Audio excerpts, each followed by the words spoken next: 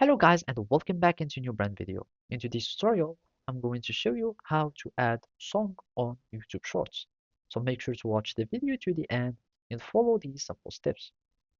So basically, the first thing would be is just to go to your mobile app or the YouTube mobile app. And after that, we will need to start creating our shorts.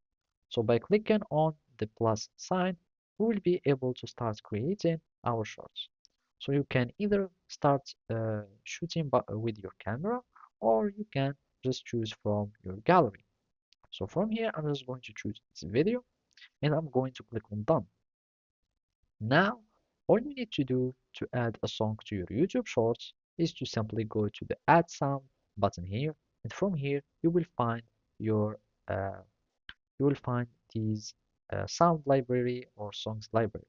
So either you can choose by genre. So you can, for example, have speed up and slow, and you can choose any type or any music from here or any song from here. You can also choose by recommendation.